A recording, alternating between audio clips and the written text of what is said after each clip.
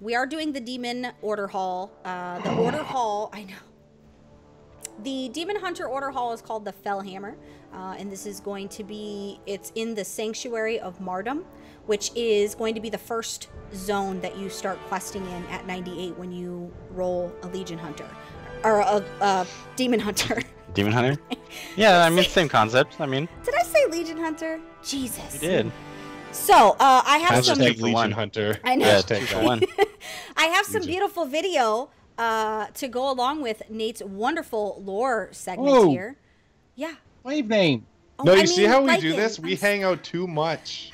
Guys, I'm so out of place right now because it's been a really... I haven't been here for 8 weeks and I'm getting everyone's names right. Thank you. Thank you. Okay, Fucking here rookies, is man. the video, and I'm going to leave you with... Lycan? The guy with the bow tie. With yeah, that guy. Okay. Demon hunters ritually blind themselves in exchange for spectral sight that enables them to better sense their prey. The enhanced awareness, together with their great agility and magical prowess, makes demon hunters unpredictable adversaries, and Illidari's quarry has much to fear. So, the Demon Hunter will be introduced in Legion as the second hero class. I'm not even going to go there. Starting at level 98, their starting experience will end around level 100. Demon Hunters will be able to dual-wield weapons, and you can go through pretty much all the other ones, including Warglaives, and be leather wearers as well. But only having 2 specs. Havoc, which are the damage dealers, and Vengeance, which is for tanking. The Demon Hunter's journey begins about 10 years ago.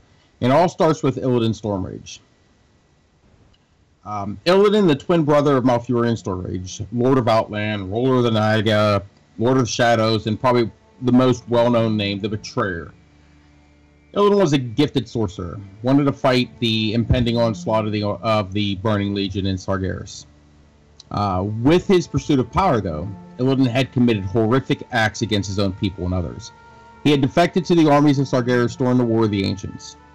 Illidan had also used the vials from the first well to create a second well of eternity. And because of the acts that he committed, he was imprisoned for 10,000 years. Now, Illidan had a thing for Tyrande Whisperwind, as did Malfurion. Illidan, however, was too shy to say anything to Tyrande, and when he finally had the courage to say anything, Tyrande denied him her love. Xavius was the first satyr, whatever you want to call him. I know I got called out for saying him wrong before, but had used this depression to warp the mind of Illidan and recruit him. Illidan soon left the Night Elf army and was attacking the forces of the Burning Legion to join up with the enemy. He had an audience with Sargeras himself. Sargeras warped Illidan's bodies by tattooing it with fell magic and burning out his eye sockets.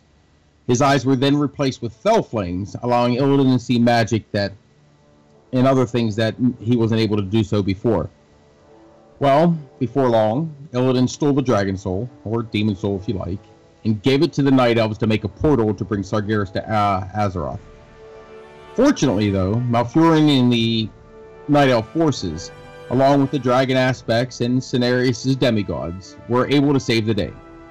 Illidan rejoined the forces of the Night Elves to fight off the Burning Legion, saying it was all a ruse to learn the Burning Legion's better ways to defeat him. Afterwards, Malfurion wanted to destroy the well, and Illidan was mad to say the least. He believed that the well was an integral part of the Night Elf society. So, Illidan stole 7 vials from the Well of Eternity. And after the Great Sundering, he poured 3 vials into the small lake in Mount Hyjal. 2 more vials were given to Lady Vash and Kel'Thas. 1 went to Dathrimar, somehow, once we're still not sure how he ended up with it. And the last vial is still missing and remains a mystery. Malfurion had actually imprisoned Illidan for 10,000 years and was guarded by Califax, which was a keeper of the grove, and Maiev Shadowsong, warden and leader of the Watchers. Although it was not meant to be for an eternity. Tyrande had slaughtered the Night Elf guards, releasing Illidan when the Burning Legion had returned along with the Scourge. Although pissed off he was in prison, because he was in prison, he swore to fight back the Legion and defeat them once again. Illidan went to Felwood, where he went blow to blow with Arthas, and it ended in a draw. But Arthas told Illidan about the Skull of Gul'dan and its powers. He couldn't resist the bait and the thought of harnessing this power, and he went off to find it. He had found the skull, used the powers for himself to make himself stronger and hopefully win the love of Tyrande. The skull turned Illidan into basically a demon, fought Tichondrius, and won. However, Tyrande and Malfurion had seen what had becoming him, and long story short, he was banned from the Night Elf lands. Flash forward a bit, Illidan was visited by Kil'jaeden, and wanted him to redeem himself with the Burning Legion by destroying the Frozen Throne in exchange for even more power. Well, Illidan went to get the Eye Sargeras, used it to bring the tomb down on Maiev, fought many battles, including one against Arthas, and by the way, lost, proving that Death Knights are stronger than Demon Hunters, saved Tyrande, and fled to the Outland. Illidan eventually took control over Karabar, which is now known as the Black Temple, and is the final boss in that raid. Now, during that fight, Maiev joins the fight at the end, allowing you to defeat Illidan. It's unsure what really happened to the body of Illidan, but Maiev was rumored to have taken the corpse to the Vault of the Wardens to have his soul, along with the Illidari that served him, and those were pretty much the name of his army, to finish out his sentence and get no rest for his soul, until Gul'dan finds his body and sets him free. Now, all that to get to the Demon Hunters. Demon Hunters were a group of Night Elves. A group of Night Elves, rather, swore to use the power of the Burning Legion against them. They binded themselves to the power of the demons and inside of them, and transformed themselves, because obviously they couldn't get their power directly from Sargeras as Illidan had. Demon Hunters were captured and imprisoned along with Illidan in the Vault of the Watchers, or Vault of the Wardens, excuse me. They were awoken by their own jailers when the Legion had returned to Azeroth, and this is where we're up and coming to the expansion now. As they progress through the zone, you'll see that their bodies will become more demonic in nature, twisting their appearance and obviously becoming more powerful. And the one thing that has been revealed about Demon Hunters that has not been discussed about any other class is that Demon Hunters are actually immortal. Their souls are bound to the twisting nether, and therefore, like demons, they cannot be killed on this plane of existence. Now, Demon Hunters will get 2 weapons in Legion as their artifacts. The first is for the Havoc spec, or DPS spec, called the Twin Blades of the Deceiver. And all pronouncing mistakes aside, it's Varys and Miramis. The on-use ability is called Fury of the Illidari, which immediately slashes all nearby enemies with your Warglaives. A little history about these glaives, though, is they actually belong to Veritas Felsoul. In the original Demon Hunters that were created to serve Illidan, there were 5 Blood Elves that were sent by Kel'Thas to Illidan to be trained as Demon Hunters. These Blood Elves went through excruciating trials to become the ultimate fighters. Well, 3 of the Blood Elves died in training, and 1 was driven completely insane, and we meet him in Serpentine Caverns. Veritas was the one that successfully completed the training. He had done so well that Illidan assigned him the best 3 Demon Hunters that he had, Night Elves, to push his training even further. Veritas not only succeeded at this, but surpassed him in their abilities. Veritas became the most powerful Demon Hunter, second to Illidan himself. Veritas was able to infiltrate the Shadow Council and steal a tome called the Book of Fell Names.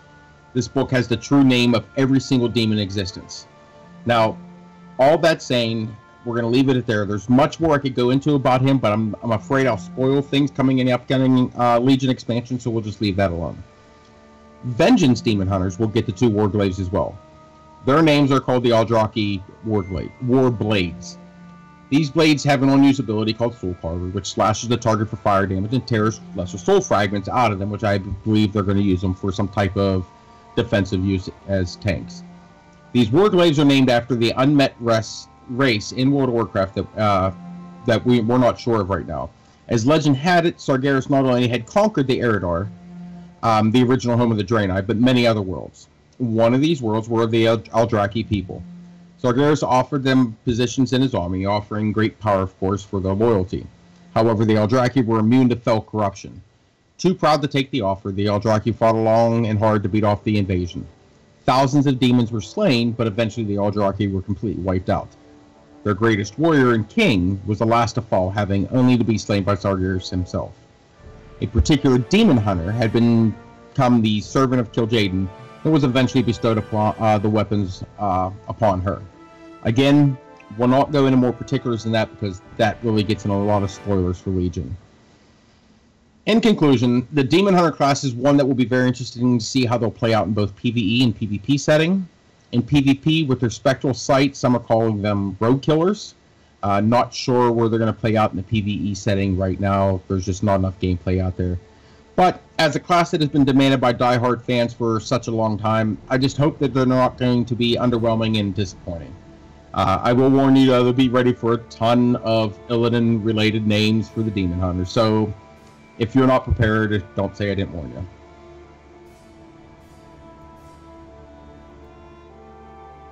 Oh, Well is that done. it? Oh, That was it. normally you have like a little. You have like a That's not A funny ending. If you were not prepared, Well, She was not paying I attention. was clearly she was not prepared. not prepared. She wasn't. We still have some video, so I'm gonna let it do its little thing here. I thought this was a little smaller in comparison, which giggity, that happens a lot, girls. We know. I was so in the pool. it was smaller than what was expected, but that's okay because it still packed a lot of power visually, as far as the order was concerned. So I did like a lot of the elements. Me not knowing a whole lot of Demon Hunters outside of our classic NPCs, this was a really nice insight as far as what I would think of as Demon Hunters. So, and they remind me a lot of the Warlock. So I do like doing stuff. I'm surprised you didn't make a gnome Demon Hunter. Yeah. It's not allowed, otherwise I would have, unfortunately. Yeah, I know. God, Which- do Would you- have been and good. actually- Would have been good. And they talked about that during the development thing. Will they in the future become any other, like, I think Jesse Cox said something about a Pandaren Demon Hunter. It doesn't work. There's the Night Elves were the original ones. They trained a couple Blood Elves. No, just leave it at the 2 and be happy. Yeah, I'll agree with that. I did jump off here because I wanted to show you guys the little nice, looky-loo view here that you do have of where this is at. I thought it was pretty cool just to kind of showcase that. I'm not going to say that I'm easily entertained, but, I mean... Are you not entertained? I am most of the time, so... That's what you have there, which is pretty legit still. Looks cool. Yeah. I don't know if I'll have time to level up a Demon Hunter right away, but I have a feeling they're going to be pretty powerful and fun to play. Yeah, they're freaking Demon Hunters, for crying out loud. With this, did you played the gameplay with this and started messing around with the questing? Did they say this is on Mardoom, or what plane that the class hall is going to be on? The Sanctuary of Mardoom is where you start. It's your Is it starting okay? zone. Yeah, I So actually had to Mardoom. play through to acquire the Order Hall. But I actually had to level from 98 to I got the hall at 100 because they make you go through all that. If you try to roll a Demon Hunter on the 110 PvP server, you can't acquire the quest for the hall. So some of the classes you can, but most of them you can't acquire the quest. You have to do it on the lower level server. So. And a little history on Mardoom as well. Illidan had recruited the Demon Hunters and originally had sent them to Mardoom to conquer it. And as they did so, when they actually made it back to Azeroth, is when a majority of them were locked up and imprisoned. So this is very steeped in Mardoom, lore. the Shattered Abyss, is where you're doing your leveling at, which was a nice area. It's very felly, of course. That bish. It's a very corrupted area but it plays a lot into the lore, and I'm glad to see that they didn't just say, okay, here, let's put it on Azeroth somewhere, or let's throw it in Outland for some reason. But I'm glad to see that they're actually bringing back some of these old school callbacks to the lore.